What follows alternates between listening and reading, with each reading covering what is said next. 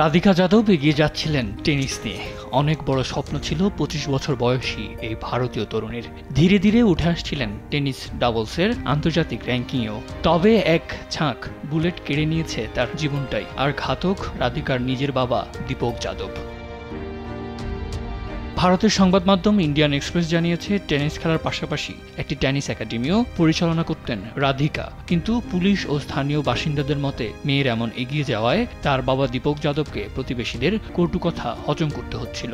এমনকি মেয়ের আয়ের ওপর নির্ভরশীল বলেও কটূক্তি করা হতো তাকে। এসব সইতে না পেরেই রাধিকাকে গুলি করে হত্যা করেন তার বাবা। এসব সইতে না পেরেই রাধিকাকে গুলি করে হত্যা করেন তার নিজেরই বাবা। ভারতের হরিয়ানায় গুরগাঁও জেলার সুশান্ত লোক 2 এলাকায় পরিবারের সঙ্গে থাকতেন রাধিকা। বৃহস্পতিবার সকাল 10টার দিকে নিজের লাইসেন্স করা রিভলভার দিয়ে রাধিকাকে গুলি করেন তার বাবা দীপক যাদব। সেখানেই গুলিবিদ্ধ হয়ে মারা যান রাধিকা। বৃহস্পতিবার সন্ধ্যায় দীপক যাদবকে নিজের বাড়ি থেকে গ্রেপ্তার করে স্থানীয় পুলিশ। জব্দ করা হয়েছে তার লাইসেন্স করা .32 বোরের রিভলভারটিও। গোরগাঁও পুলিশ স্টেশন হত্যার অভিযোগে একটি এফআইআরও দায়ের করা হয়েছে। তবে রাধিকার ময়নাতদন্তের প্রতিবেদন এখনও হাতে পায়নি বলে জানিয়েছে পুলিশ।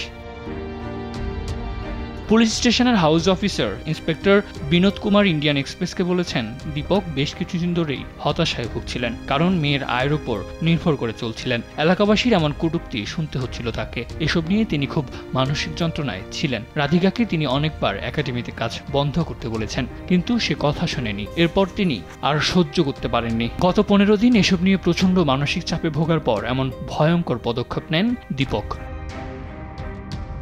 2000 সালের 23শে মার্চ জন্ম নেওয়া রাধিকা জাতীয় ও আন্তর্জাতিক পর্যায়ে বিভিন্ন টেনিস টুর্নামেন্টে অংশ নিয়েছেন। অল ইন্ডিয়া টেনিস অ্যাসোসিয়েশনের র্যাঙ্কিংয়েও উপরের দিকেই ছিল তার অবস্থান। আন্তর্জাতিক টেনিস ফেডারেশন র্যাঙ্কিংয়ে ডাবলসে উঠে এসেছিলেন 113 নম্বরে। তবে এসব এখন শুধুই স্মৃতি। কুড়ি থেকে ফুল হয়ে ফোটার আগেই যে ঝরে পড়লেন এই টেনিস কন্যা। সাদ আহমেদ, স্পোর্টস ডেস্ক, দেশ টিভি।